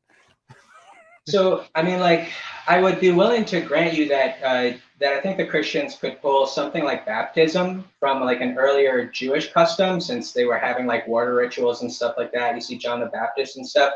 But a lot of the other stuff, like Jews baptized. What's that? The Jews baptized. That's a Jewish custom. Right. So you could argue from that based on what I know of the record. But all of the other things are highly distinctive and are explicitly mentioned in Paul's letters. So it's not like, you just have to assume or hope that this guy was getting his influence from the mystery religions. His vocabulary, his customs, his doctrines are all the things that distinguish what a mystery religion is. And so, I mean, to act as if it's baggage rather than properly situated within its historical context and fits Paul like a glove, I don't think that's an accurate way to describe the situation. The customs you've mentioned so far, calling people brother and sister, and baptism. No, I was willing to exclude baptism, but the Eucharist, fictive kinship, the idea of personal salvation rather than communal salvation. That's one of the things that distinguishes the mystery cults from a lot of the other previous pagan religions, is that they're all communal. Whereas the mystery religions are cosmopolitan and individualistic. And you see individual salvation as what's preached in Paul. Again, it fits him like a glove. So I just, like, you're acting as if this is a stretch and simply assumed, when every indication that Paul gives us is that this is where he's drawing from. He shares all of it. And we definitely used the minute, so I don't have time, and but guys, I don't think that's accurate. I'll let you go on a little bit, and that's fine. And then I think we're going to do 5-minute closings, or I guess we could go for another 10 minutes of free discussion if you guys wanted to. Or are there questions from the audience? We could just roll into that. Okay. Questions come after the conclusion of the debate, so they're not scored. So would you guys feel comfortable with ending the scored portion and moving on to questions? Yes, I would, if Jordan is. Sure. Okay. So Snake, I guess, is there a way for them to do questions while we calculate the scores, or is that? Yeah, we can talk behind the scenes. Okay. And are Jordan and Drayce able to sort of pick their questions themselves? Well, why don't I'll give them the questions, and then you and I can like text, or you can call me. Okay. Whatever. Yeah. I'll call you. Okay. And I'll just go on mute after I read the questions, and Yeah. Okay. Okay. Cool. So, I'm gonna have to rewatch this because that was very information dense. Great job to both of you, and Yeah, it was a blast. yeah. Yeah, likewise, Flew Jordan. by. Thank you. Yeah, it was awesome. All right, so let me check the chat one more time for any last minute questions. And nope, we're good to go. Okay, first question coming in from David Neff. And for both debaters, what is the strongest argument of your opponent's position? I guess I'll take first and say the two arguments that Jordan gives of James, brother of the Lord in Galatians, and the reference to James in book 20 of Josephus's Antiquities, I think that those are the two strongest pieces of evidence that historicists have. I just think that when you dive deeper into the literature, they show that they're on feeble standing. So I don't think that they ultimately work out. But I do think that that they're the strongest that the historicists can appeal to. I was just looking. I once did the Bayesian calculation that Carrier did. I redid it myself, and I was like sorting through all this. I was like looking at notes from past me. I'd probably say Paul's lack of biological information about Jesus. I don't think it's that crazy because it wasn't the point of his letters. But man, boy, sure would be nice if Paul would talk more about Jesus when he's talking to these Christians in his epistles. And so I don't think that's conclusive in any way, but I think that's a point I would weigh in mythicism's favor.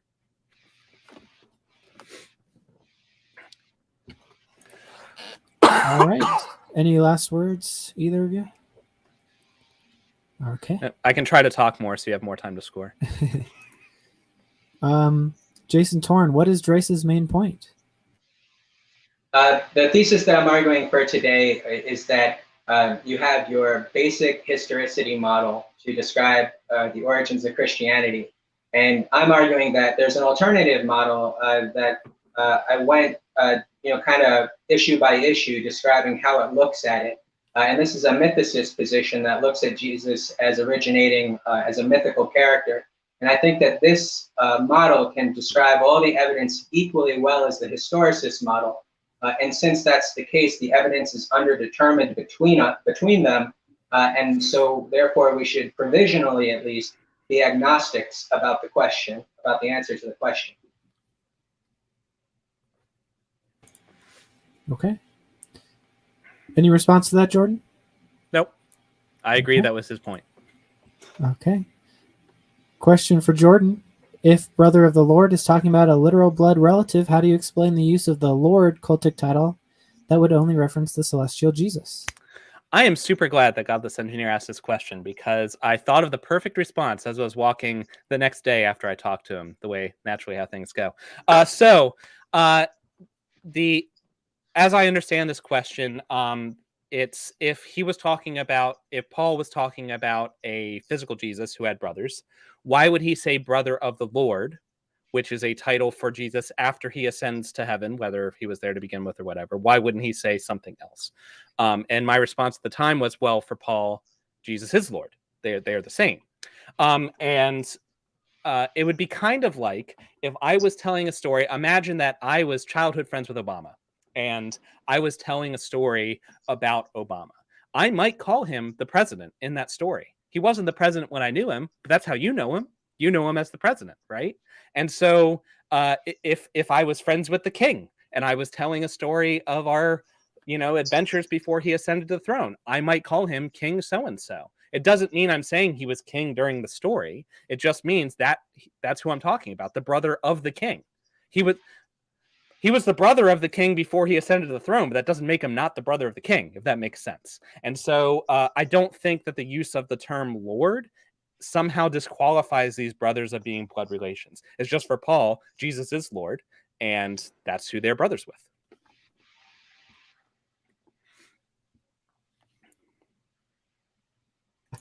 Okay, any response, Drayce? No, I don't find that to be an implausible, reading. I think that Paul can, from a historicist point of view, Paul can definitely do that. Okay. And then Jordan, you have the last word. If Yep. Since the question was for you. Okay. Another godless engineer for both this time. What would it take to change your position? Drayce should answer first. I'm going to grab some water so I don't choke to death. Okay. Okay. Yeah, I always like with what Robert Price says, that if we were to find like even a letter that we could reliably date to the 1st century of some merchant like writing home to his wife and saying, today I saw the ministry of Jesus of Nazareth, and he said these things, during the course of his preaching and stuff like that, situating him in an earthly context. I think that in the event that we had that kind of evidence, this debate would be over. But we don't have that kind of evidence, unfortunately. And I would kind of say something similar. If we found a lost epistle of Paul that we determined was authentic and everything, and it was talking about Jesus in clear mystery cult kind of terms, or if we had some, I don't know, contemporary writings that basically we found new evidence that was difficult to explain with a historical model, I think that would obviously shift the needle. I don't know. I'm always open to new evidence. It's always hard to say like hypothetically what would convince you, because it's hard to wait until you see it, But something like that, I imagine, would do it.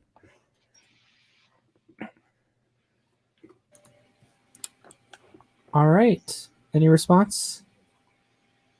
No. Okay. Then we'll move on. From Dave M. My question is, maybe this is for Jordan, maybe it's for both.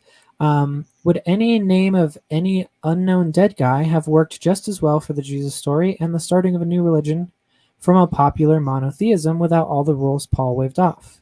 Probably more of a question for Jordan. Okay, so I think where this is getting at is that Paul, he kind of breaks from Jewish law. That was the innovation that Paul brought. I'd say you don't have Christianity without Paul, because he was the one who brought it to the Gentiles by getting rid of things like circumcision and dietary rules and stuff, and like made it palatable for a Gentile audience. I guess the question is, could you have used any dead guy and just said, hey, that guy was the Messiah? I hope that's the question. I don't think so, just because Paul wasn't the first follower.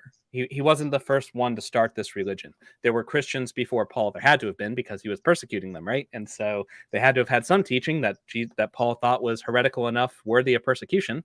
And Paul did adjust it from there, but I think that Paul didn't come up with this of whole cloth, I guess is what I'm saying. He built on an existing chassis, and he built upon it in the way that was kind of melded Jewish thinking with Gentile education. Any response, Drayce? So I just think that it's another kind of interesting question, pointing to like the other apocalypticists and messianic pretenders and the way that they looked at things, versus the Hellenized elements of early Christianity, because most of these groups, they are not, they don't like Hellenic ideas very much. Like the whole point is that they're more traditionalists, and they don't want to, and as according to their law, don't want to serve anybody else other than God, and they want to be their own sovereign state and follow the customs of their forefathers. And so there's a hostility to the outside foreign influence that you see amongst these groups. Most of the understanding from the historicists nowadays tries to place Jesus within this context, but I think that they have trouble when it comes to accounting for those Hellenistic components that we see right out of the gate. And that's my response.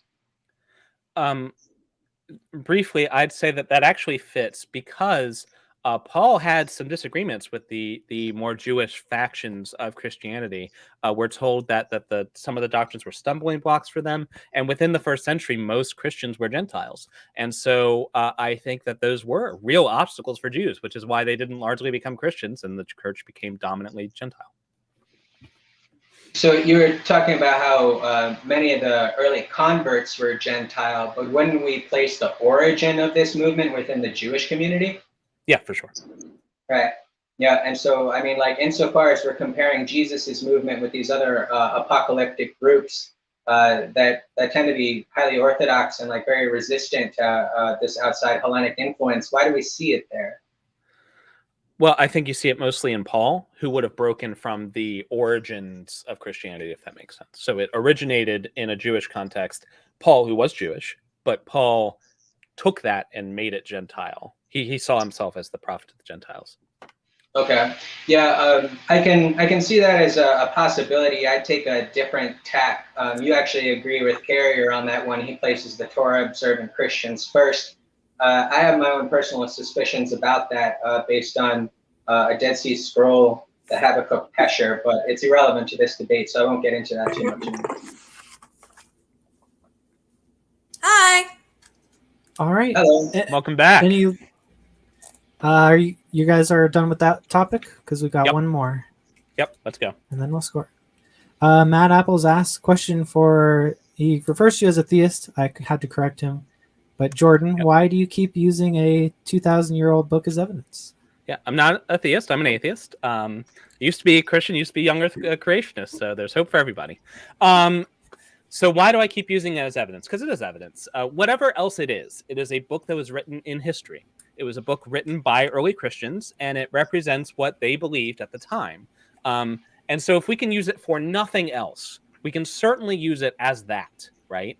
And so I agree that the Bible is very problematic as a source. These are books written by people of faith for purposes of faith, but that doesn't mean we have to light it on fire and get rid of it. We can do there's an entire field of history with peer-reviewed journals and everything that is dedicated specifically to tackling that question.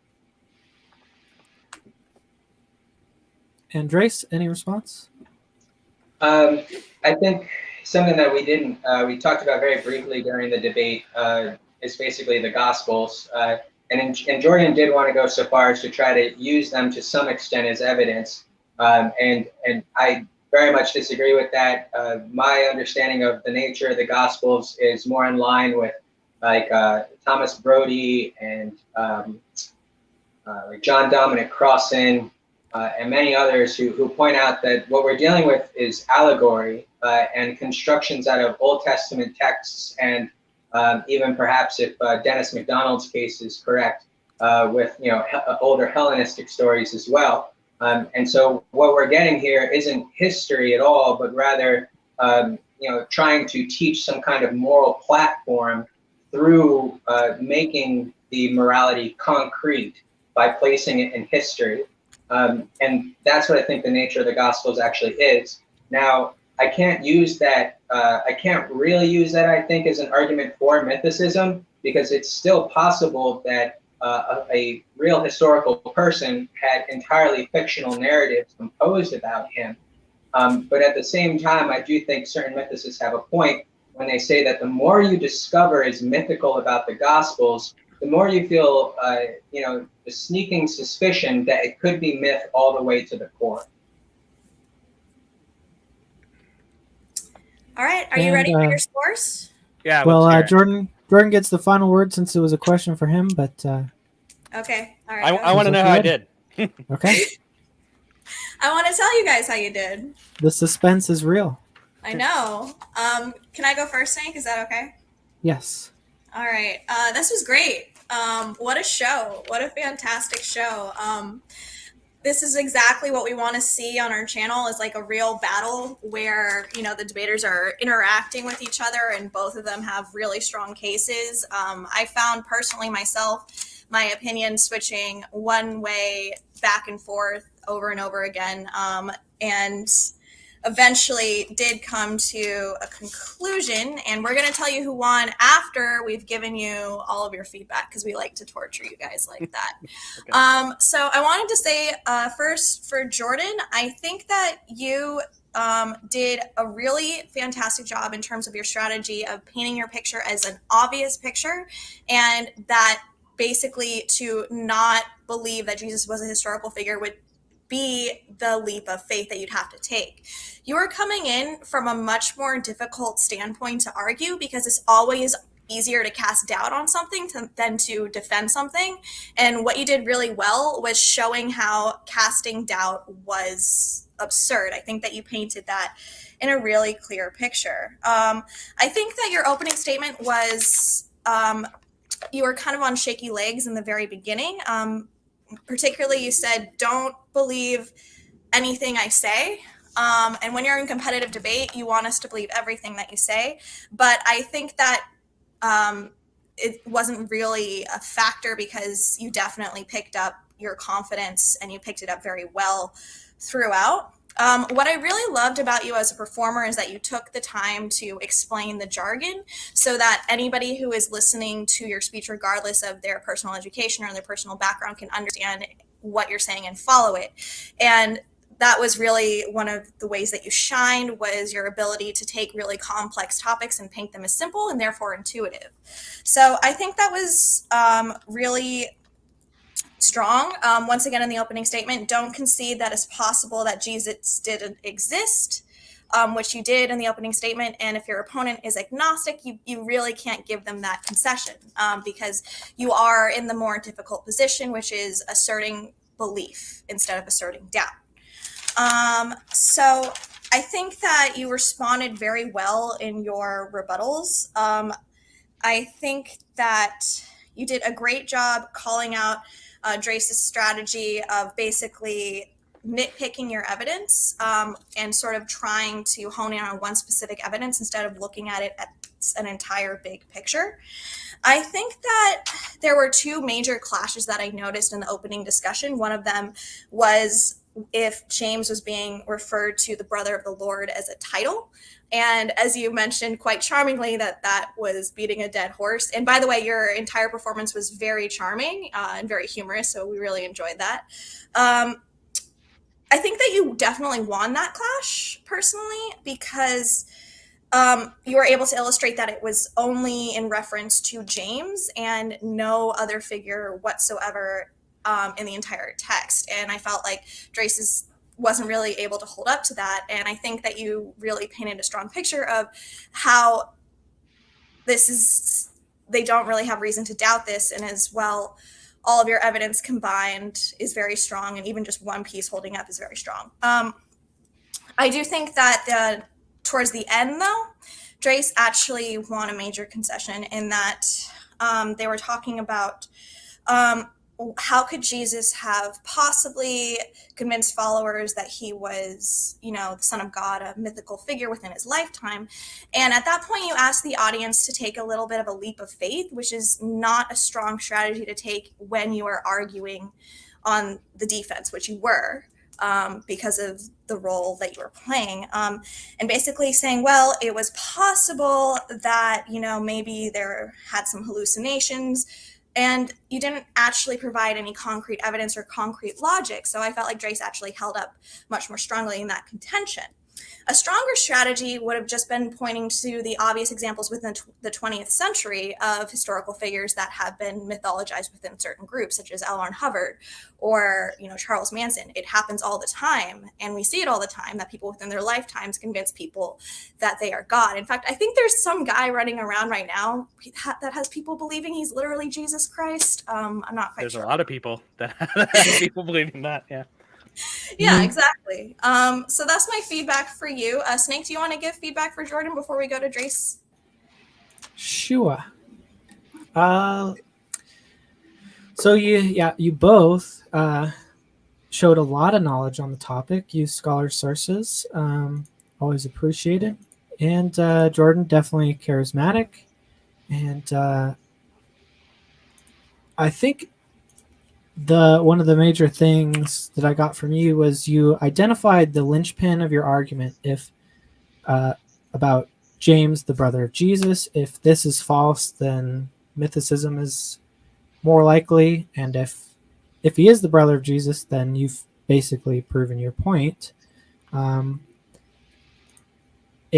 I think that, maybe I was running the show, so I think that was probably your most major point as well. And I did think that you defended that well. and defended the point that Josephus did talk about use a special moniker for him. And yeah, Cinematic gave a, I would just be repeating what she said, so we can move on. Can I just say, first of all, I love the live scoring and like the public like judgment of the live criticism. I think it's fantastic. It's amazing. Well, thank you. Well, Snake, since I took so much for Jordan, do you want to give Drayce their feedback first so that I don't take all the points first? Well, you're a much better critic than I in terms of content, so I'll go first so you can upstage me. Okay, yeah, I'm pretty good at being judgmental. I'm the best at it. So. Yeah. Let's see. Yes, Drayce, I feel like your opening statement was probably your weakest part, and you didn't seem to have like that much of a coherent strategy. It was more like a responsive strategy, which is okay. But coming out in the opener, you want to have a real strong, aggressive, clear stance. And some people, including myself, were a little bit confused as to what your focus was. It was a little bit rambling, but throughout the debate, I thought you started getting better, and you displayed a great amount of knowledge on the sources. You even showed there was many sources that Jordan didn't know about that you showed knowledge about, and you pretty much had a response to everything that he had to throw at you. And but I will say it was a little bit jargon heavy. You could have probably explained that some of the jargon a little more. Even with me, I am into these kind of topics, but I didn't understand some of the things, like I had to look up high Christology, low Christology. Part of that may also be I might have missed explaining that because I was trying to read the chat as well, so that might be my bad. But yeah, and I think you had pretty strong rebuttals. But overall, yeah. Why don't we move on then? Yeah.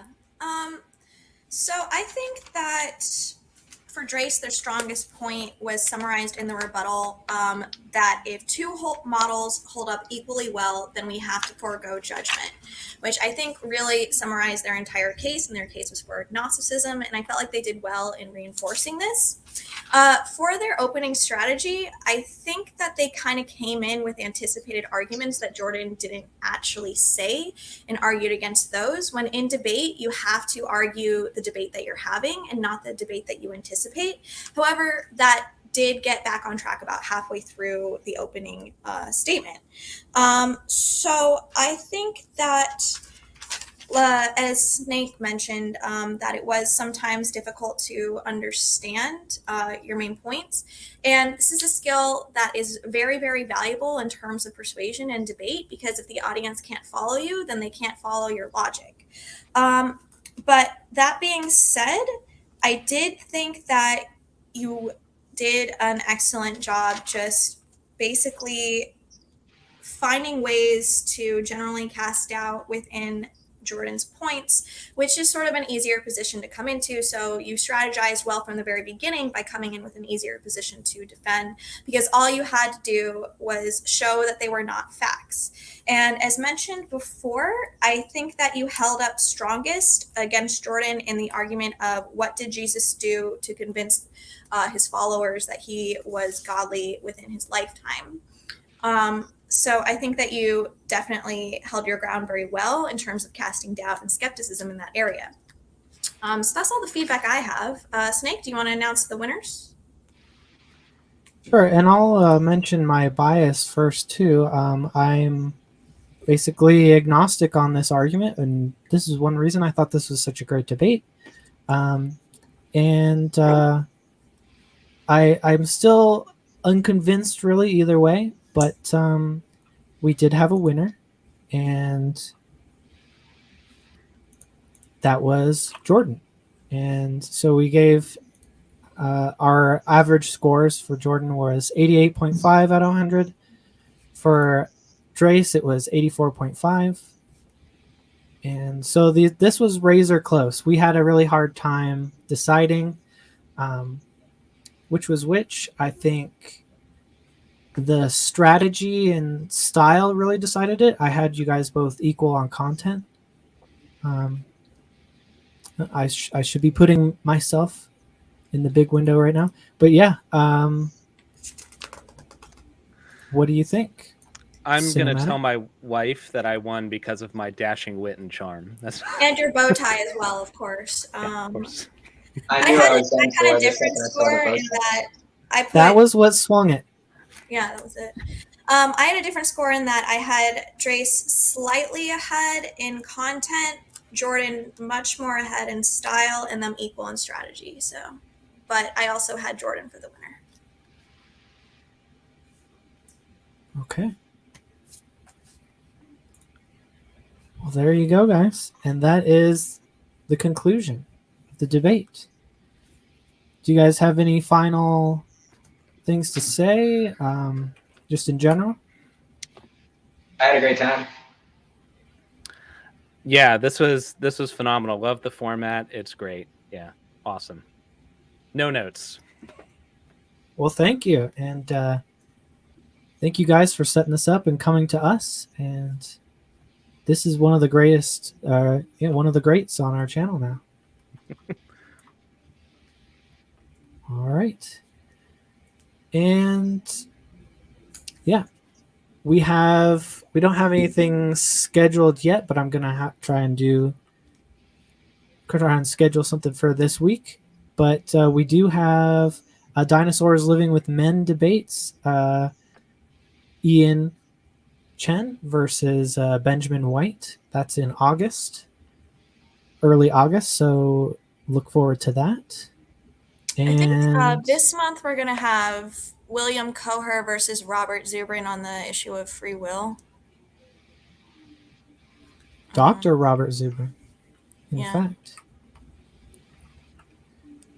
And he's a big deal. He runs the Mars Society. Mars doesn't exist, Snake. Come on. That's a different debate. So yeah, that was that. And thank you guys. Thanks for having me. It's great. And thanks to the audience for watching. And we'll see you next time. Stupid Horror Energy didn't come. I know, it's not really a debate until she shows up, so I know. What do we do? keep going. It's our only option. All right, guys. Thanks, and we'll see you later.